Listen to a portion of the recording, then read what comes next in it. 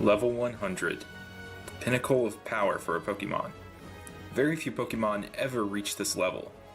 This is a series of videos in which I push Pokemon's levels to the absolute limit by raising them to 100 in unconventional ways and environments. Because, more or less, I'm crazy. This is the Level 100 Gauntlet. I hope you enjoy.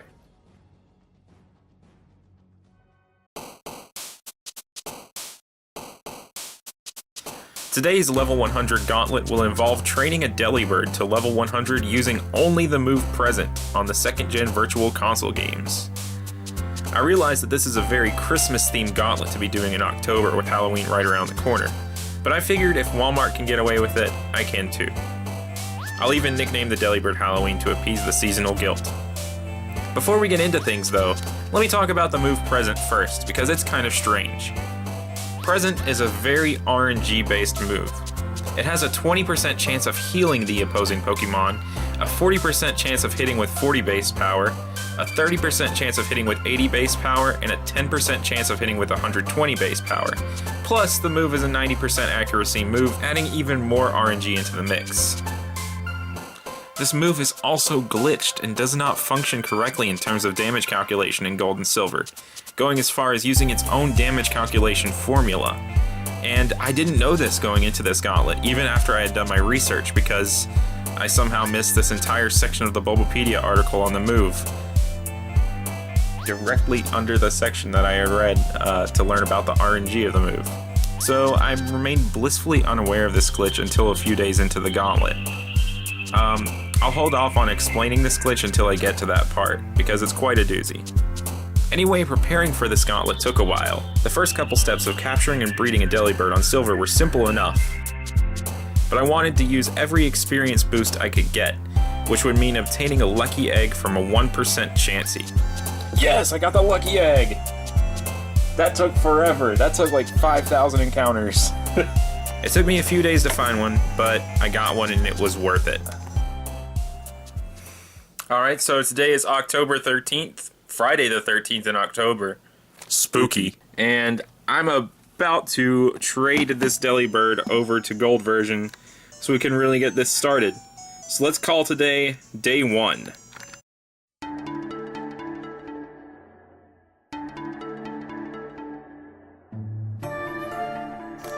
And I want to make this a habit at the beginning of every Gauntlet that I show the in-game time at the start and at the finish of it. So starting out, we're at a time of 29 hours and 23 minutes. Let's see exactly how much gameplay this takes to get this thing to 100.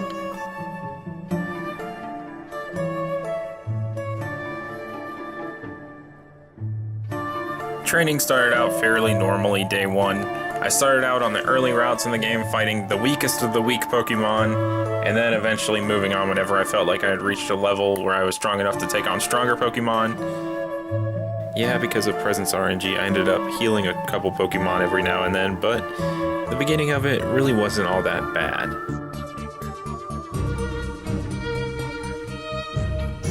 Let's go somewhere else.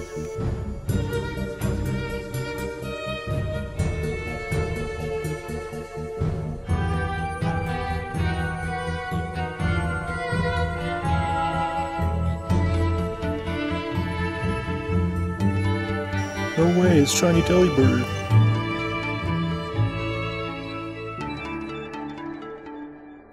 And I slowly just kept migrating across the Johto region that day. I did make a ton of progress, but one of my first observations was that the move present seemed very weak, especially against all the normal type Pokemon that I was fighting on these early routes.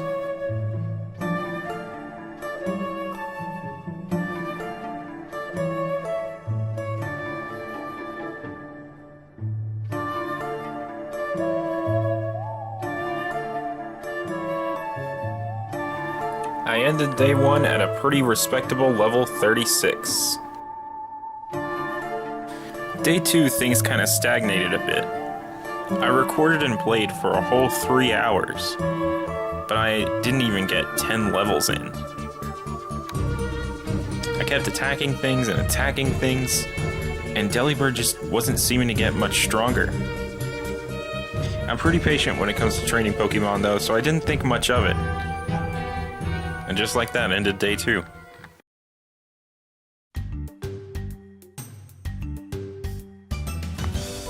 What's up everyone, it's day 3 now, and right now Pokemon Go is doing a contest for taking really cool pictures with the augmented reality feature. So I drove out to the scenic lookout point, kind of near where I live. It's kind of out in the middle of nowhere. I had to even like drive down a dirt road to even get here. But it's so out in the middle of nowhere that no Pokemon appear in the area at all. But I did bring my DS with me, so I figured while I'm here in this super scenic location, I might as well just get a scenic level in with Delibird. Progress has been going pretty nicely so far considering the levels of Pokemon I'm fighting. I can't say that Delibird's really getting all that stronger, especially since it's level 43 now and still not like one-shotting level 15 Pokemon. Way to go healing that manky Delibird. But the levels aren't going slow at all, still.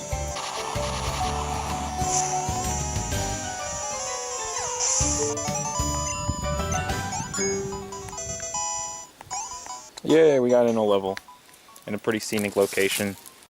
It's a brand new day. I think it's time for a little bit of a change of pace for this.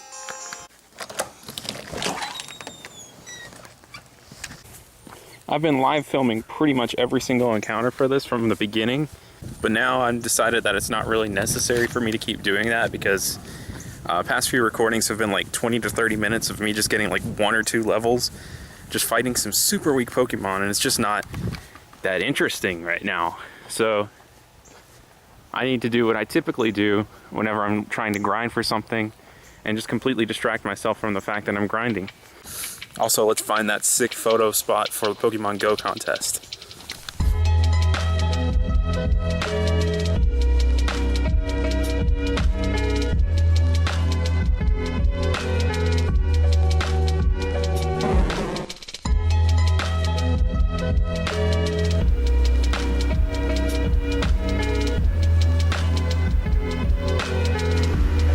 Well, I found a really cool spot to take pictures for this Pokemon Go thing, but I only found a really lame thing here, Sunkern.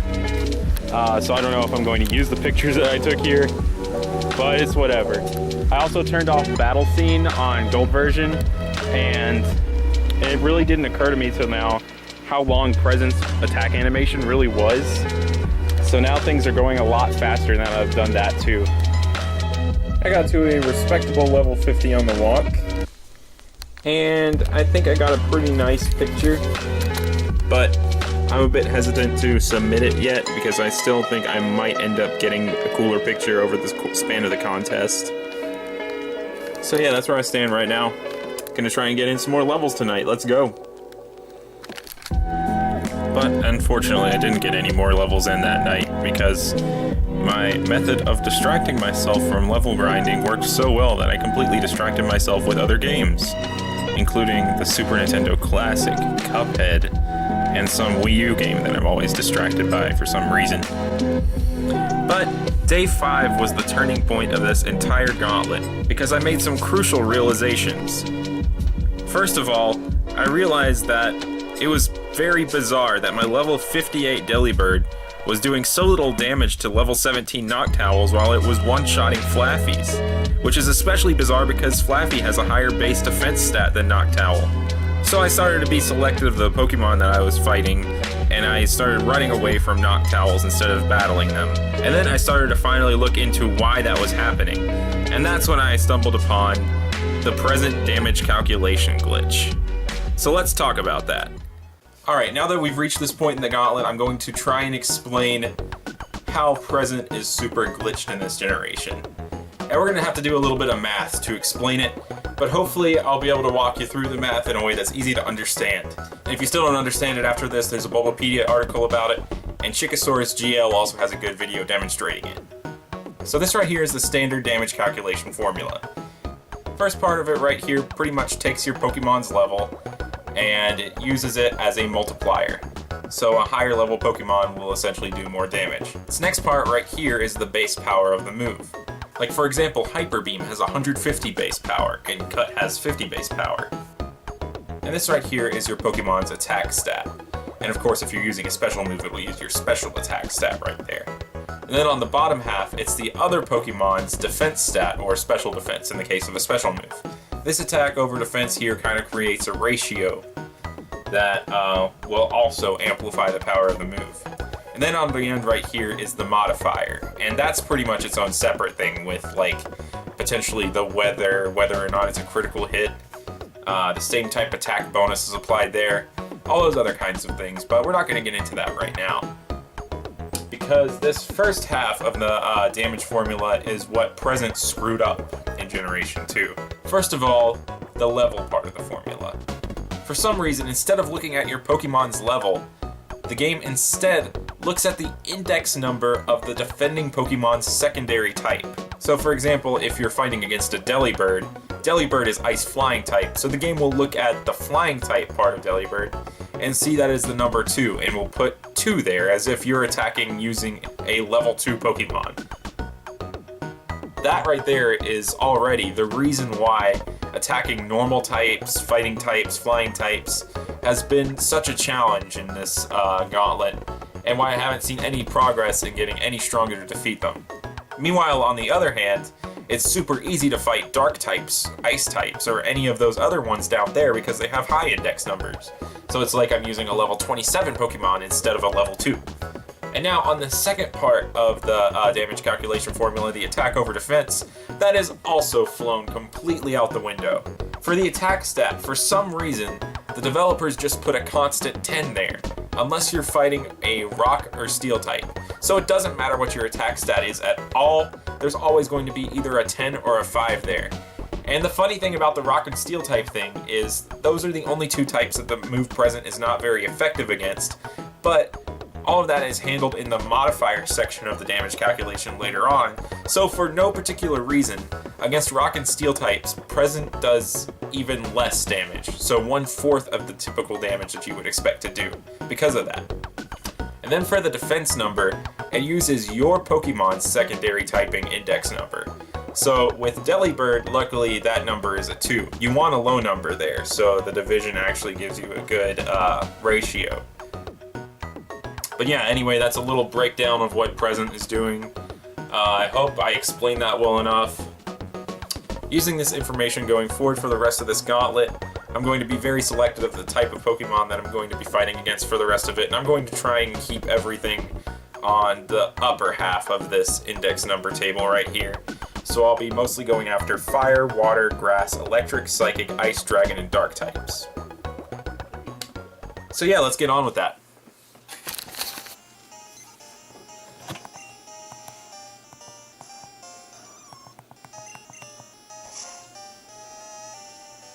If this is not the saddest thing that you've ever seen. Oh my gosh. I took the rest of the gauntlet at a pretty leisurely pace, mostly just selectively battling strong things at Mount Silver that were the right types. I could have probably gone to Mount Silver a lot earlier now that I knew that I wasn't doing any different amount of damage. But I don't feel like I wasted my time fighting all of those weaker Pokemon earlier because I still had to build up my Delibird's HP and defenses in order to survive long enough to use Present. Then on October 27th, I got my wisdom teeth out and I played a lot of Super Mario Odyssey. Ooh, what's on there? Oh no. I fell. And I worked on this gauntlet whenever I was taking breaks from doing that. Packing ice.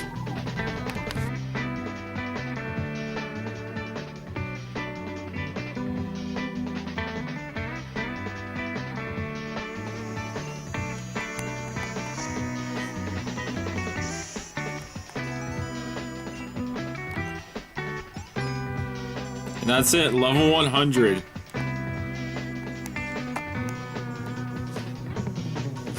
Well, that was a pretty wild ride.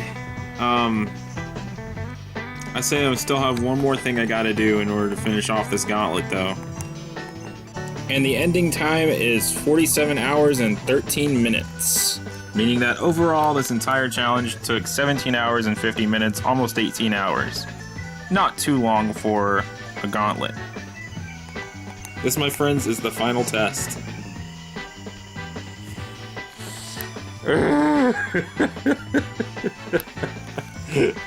I will see you next time.